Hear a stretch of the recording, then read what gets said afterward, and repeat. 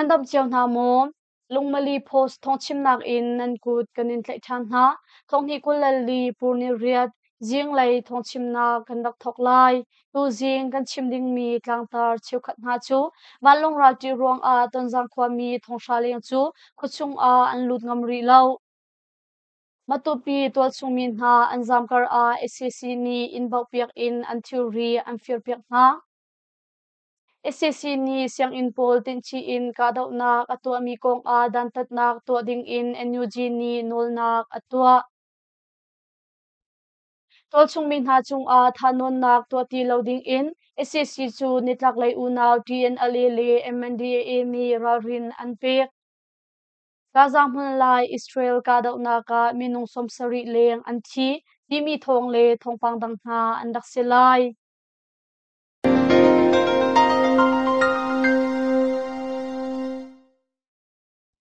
Walong rauti ruang a tonjang khwa mi thong shaleng chu khuchung a an lut ngam ri lo chiram kul tonjang khupi chu general kap CNA le tangti phunha ni an la khu changna in tol chung mi thong shaleng chu SSC ral sang wan rauti ruang a khuchung a an lut ngam ri lo tia thai si tonjang khupi chu alwan chia thong hi kulali meni kulle ni thum a general kap CNA le tangti phunha ni an dak la kho I mai thal zung zakhat leng le tangka che sing thonga leng zong an lak chi kho ka dau nak chan chung a tol chung mi thong sha leng chu kale myo India memoram ri le ahim nak hun kol in khotel lai a an jang na kholai a akir chang mi zong anum na in atam deuh chu vanrau ti ruang a an tlungam ri lo tia tol chung mi pakhat ni achim chung lei ral kan ti ri ruang a le kan thun nak ding lam te dim zong ka dau nak om ruang a harsat na kan ngai kan dir hun zong a fian ri lo cha a kan kir ri na lo akir min ha chu an tlom ngai ngai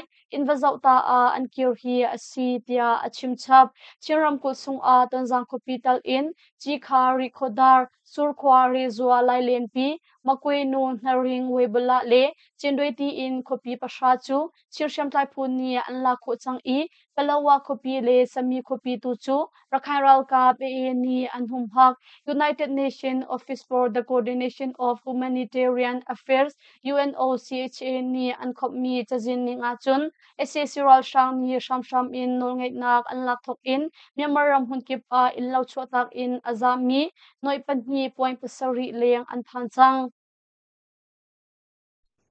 matupi tol sungmin ha anjam kar a SSC ni inbau piak in an theory an fear piak na chiram kul matupi khopi in tol sungmi thongthum leng ni ahim na hun kol in ral share kar a SSC ral sang ni andor pol le in chekhat an bau piak na I du tok in an theory an fear piak na tia thai si CDF matupi brigade pakhat in battalion panhi ni thonghi kulali menikul in juninga tia matupi khopi tol sungmin ha ni kopi chuatak ding in thaitar nak an to cha a minung thongthum leng ni atu bantuk in kopi an chuatak hi asi matupi kopi chung a minung anum ti lauti ok asi SSC ral shang le zong ni akan zamtar CDF le zong ni akan zamtar anei na khon ha le India Mizoram chung a kan zam na kanma kan liao zong a SSC ral shang ni dorpol an bau I an du tok in theory an firm ha in cheu khat le dorpol an bau len ti in kan thai tia tol chung mi cheu khat ni an chim matupi khupi chung a atang mi tol chung mi cheu khat chu SSC ral shang ni sizung a an kalpin ha I an chep na nu a an sakhan pi a an kalpin ha tia tol chung mi cheu khat ni an chim Italy Juventus Academy team a chinmi kumhlai ning hakchia pakhat anlak kumhlai ning hakchia chinmi pakhat chu Italy Juventus Academy team ni anlak tia thai si kumhlai ning hakchia Joseph Maralaichi hi Australia ram Juventus Academy team a bolung chileu mi asi I Italy Juventus Academy team ni anlak tia anlang ter marachin pulung cheu khaimei chole Pitoliang tial fapa Josephi chinram kul nga phain pi khochuak asi I Australia ram a an tia thai si tol chung min ha chung a thanon nak to ti loading in SSC chu nitlak lai u naw TNLA le MNDAA ni rarin an pe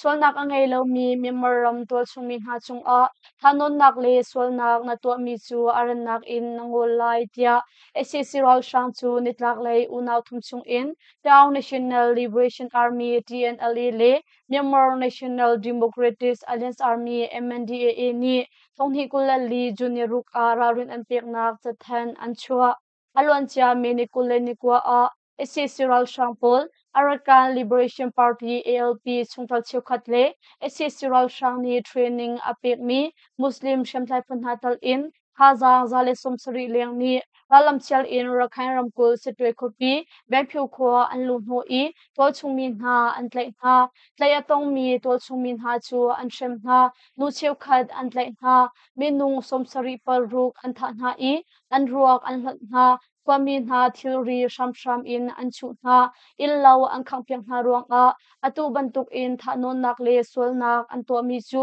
TNLA le MNDAA ni fakpi in kandau tia an langter chupin a rakhain ram chunglong silo in Myanmar ram chung di lak a to ti loading in SSC ral shang chu rawin pek nak zong an to SSC ral shang chu alam kip in sungnak aton thloma ruang a solnak angai lo mi tol chungmin ha chu tinchi te in adau nga chu cha a Myanmar ram tol chungmin ha chu SSC ral shang ni chunglei shemngan le drone tal in ka dau na ka to mi pol in kan him kho na ha rawin te in her tia for fel nak zong an to SSC ral shang ni thanon nak le sol nak atwa mi pol chu poide in atwa kho ti lo na ka lo than nak atwa tu na VP adir kam tu na khongjam tu media na ni fakpi in daw a her chupin a memoram chung hunkip a solna phunkip atwa tu SSC ral shang I an to sarna pol chu aran nak in dan tat nak to ding le memoram me pin ha ben him nak to ding in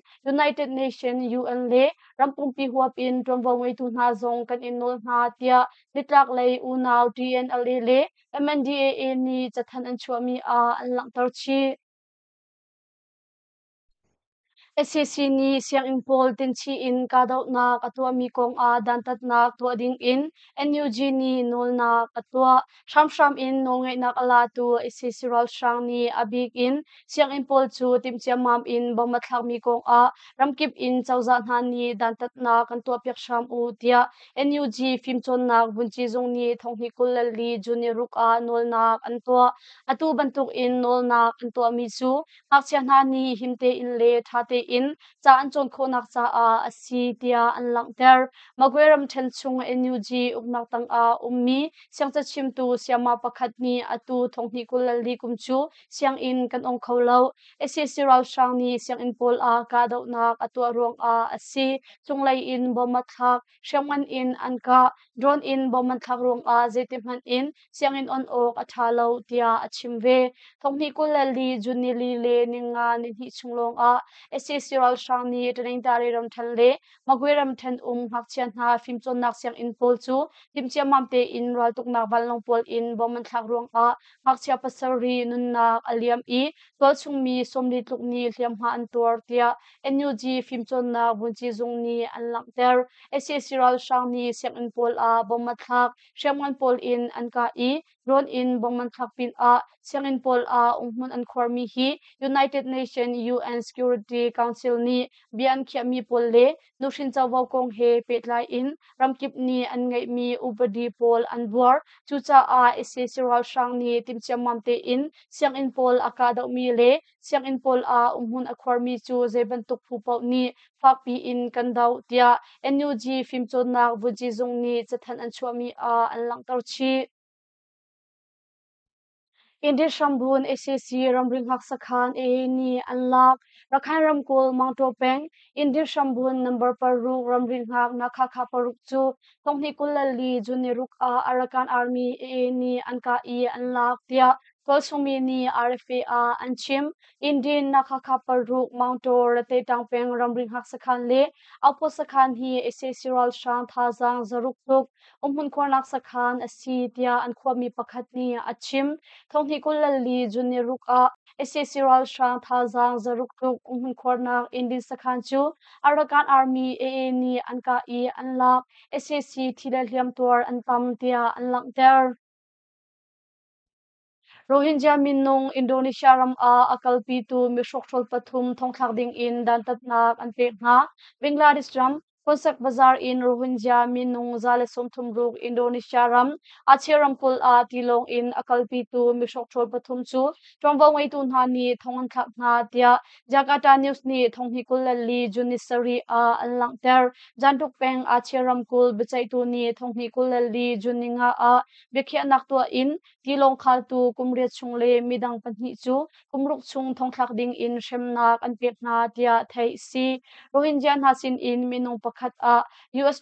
zaria somruk an lak I thonghi kulali matha a Indonesia ram chung a an lupin ha tia an lang tar chi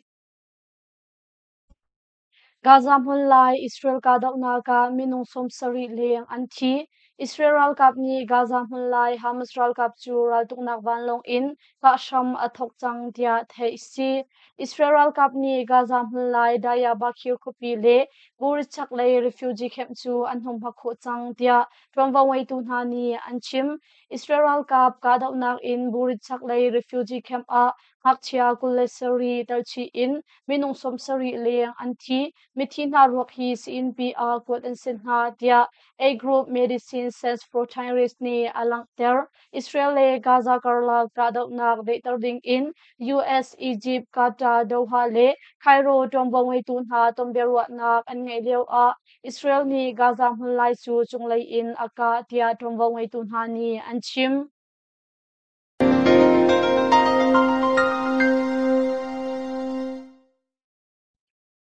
tu jing kan thong chim nak chu ma vial in kan dong tar ri lai lungmali post tha jang akan pe tu nandi lak chung a kan ni lom tuk lungmali post Facebook like follow le YouTube channel a subscribe kan to pek cheu ding in kan in som